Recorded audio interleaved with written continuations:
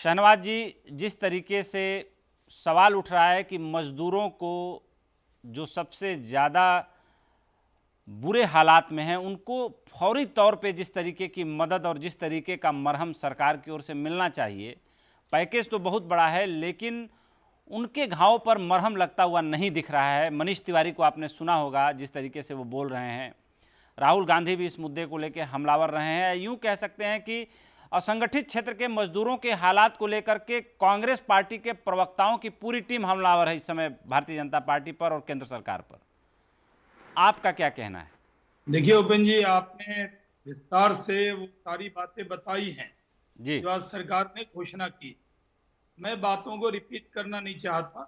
मैं हूं या अखिलेश जी हो या आप हो या जो दर्शक सारा समय देख रहे हैं, आपका लोकप्रिय कार्यक्रम हस्तक्षेप जो देख रहे हैं, सबके मन में मजदूरों के लिए उतना ही दर्द है, जो भी सामाजिक क्षेत्र में है या जो नहीं है उनको भी। क्योंकि कोविड-19 का बहुत बड़ा खतरा था, इसको एक लॉकडाउन किया गया जिससे बहुत सारी दुश्वारी आई। कई राज्यों में अच्छा मैनेजमेंट हुआ और कई जगह क्योंकि लॉकडाउन बढ़ा तो मजदूरों ने संयम तोड़ा और कई लोग पैदल भी जाने पर उतारू। वो मैंने सारा समय पे वो रिपोर्ट देखी तो मुझे भी बहुत दुख होता है, क्योंकि हमारे यहाँ के भी जो लोग हैं वो फोन करते हैं, हर जनप्रतिनिधि को वो फोन करते हैं। सरकार ने 20 लाख करोड़ का पैकेज अनाउंस किया। मैं और अखिलेश जी किसी चैनल पर डिबेट में थे, तभी मैंने उनसे कल कहा था कि आप एक दिन में ही सारी आलोचना न कर लें, क्योंकि रोज प्रेस में आपको जानकारी दी जाएगी। आज सरकार ने किसानों के लिए, मजदूरों के लिए एक बड़ी घोषणा की और जो मजदूर हैं उनसे मेरा अनुरोध है, जो सारा समय देख रहे हो, कि आप जहां पे हैं वहां रहें। सरकार ने ये चिंता की है कि जो जा रहे हैं उनको रेलवे स्टेशन पहुंचाया जाए और राज्य सरकारें वो ट्रेन मंगवाएं और उनको ट्रेन में वहां पहुंचाया जाए। मेरी रेल मंत्री जी पीयूष गोयल जी से बात हुई, आज मेरी उनकी मुलाकात भी हुई थी और मैंने उनसे पूरी जानकारी ली। भारत सरकार रेल के 300 की ट्रेन करीब तैयार है। अभी तक यूपी से 386 ट्रेन, बिहार से 204 ट्रेन, मध्य प्रदेश से 67, उड़ीसा से 46, झारखंड से 44, बंगाल से 7 और छत्तीसगढ़ से सिर्फ 7, राजस्थान से 18 और महाराष्ट्र से सिर्फ 4। इन राज्यों ने इतनी ट्रेन मंगाई।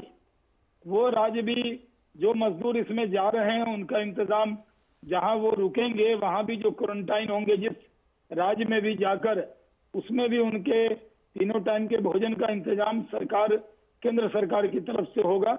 इसमें केंद्र की तरफ से पूरा सहयोग है और राज्य सरकार उनके लिए जांच करके वो सारी घोषणा करेंगी। एक सवाल मानवता के नाते सबके मन में उठता हुआ दिखाई देता है, जिससे भी आप बात करिए। आपको नहीं लगता कि आपने कहा कि मजदूरों का संयम टूटा है, और मैं उससे आगे बढ़ के कह रहा हूं कि मजदूरों का अब सरकार नामक संस्था पर से भरोसा भी उठा है। इसलिए उठा है कि जो राज्य सरकारें उनके सामने सरकार नामक संस्था के रूप में खड़ी थी, वेलफेयर गवर्नमेंट का कॉन्सेप्ट है पूरे हिंदुस्तान में, डेमोक्रेसी है। जितना मेरा अधिकार है, आपका अधिकार है, उतना ही अधिकार इस कंट्री में एक मजदूर का भी है।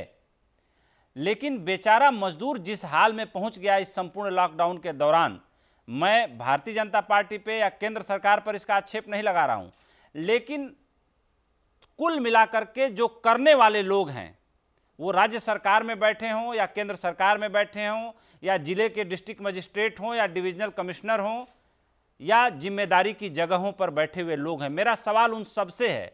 लेकिन आज आप मेरे सामने हैं, इसलिए उत्तर आपको देना पड़ेगा कि आपको नहीं लगता कि उनके साथ जिस संवेदनशीलता के साथ व्यवस्था में बैठे लोगों को पेश आना चाहिए था, या जो अधिकारी आईएएस अधिकारी डिस्ट्रिक्ट मजिस्ट्रेट बन के बैठे हैं, डिविजनल कमिश्नर बन के बैठे हैं, उनको फील्ड को जिस तरीके से हैंडल करना चाहिए था, खास तौर से मजदूरों का ध्यान रखना चाहिए था, उसमें पूरा सिस्टम फेल हुआ है।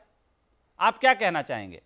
देखिए उपेंद्र जी, आपका सवाल गैर राजनीतिक है, इसलिए मैं भी इसको राजनीतिक चश्मे से इसको न देखूंगा न जवाब दूंगा, बल्कि मैं बहुत ये बात स्वीकार करता हूं कि जितनी व्यवस्था खड़ी हुई, जैसे राज्यों ने अपने अपने नोडल ऑफिसर बनाए और जितने फोन उन पर आए उतना फोन अटेंड नहीं हुआ बहुत सी जगह।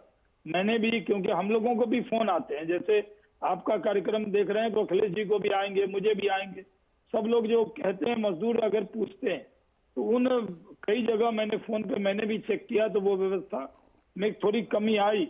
इसी को ध्यान में रखते हुए सरकार ने, जब पहले तो ये पता था कि हम कोविड-19 के खतरे को टाल देंगे और 18 दिन का लॉकडाउन है, उसमें मजदूरों ने बहुत कोऑपरेट किया। जब ये लॉकडाउन 1 से 2 और फिर 3 और 4 के करागर पे है तो उनका संयम टूटा है।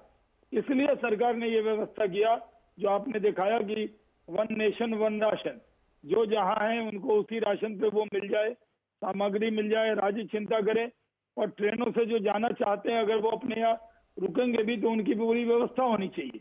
और इसीलिए जो आज की घोषणा हुई है, जो मजदूरों के बारे में जो आज घोषणा की गई है, उन घोषणा पर मेरे आपके जरिए ये अपील है कि उन चीजों पर उनको अपनाना चाहिए। और जो एक चीज और की गई कि जो 83% पीडीएस में जो आबादी है, करीब 23 राज्य में 67 करोड़ लाभार्थी हैं, जो अगस्त तक उनको पूरी तरह इससे कवर किया गया है, क्योंकि राशन भी उनको भी जो अनाज, जो पहले आपने मनीष तिवारी जी ने कहा कि जब वो पहुंचेगा तो उसको इतना अनाज और इतना दिया जाएगा, जबकि बीच में कठिनाई है, लेकिन पहुंचने से पहले भी उनको ये मिल जाए। और राज्य सरकार कई जगह व्यवस्था कर रही थी, कुछ तो कमियां रही होंगी, तभी तो वो मजदूर निकले हैं। उन कमियां को एड्रेस किया जा रहा है।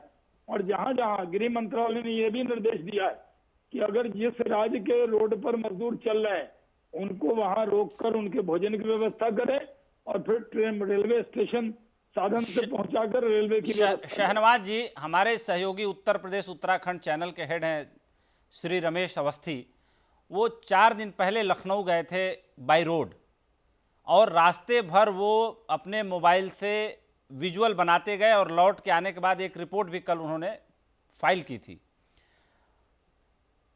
कहीं भी देखने को नहीं मिला कि रास्ते में कहीं मजदूरों के लिए कोई व्यवस्था हो। इसी असंवेदनशीलता की तरफ मैं ध्यान अपने दर्शकों का और जो व्यवस्था में बैठे ऊंचे पदों पर बैठे लोग हैं उनका ध्यान खींचना चाह रहा हूं।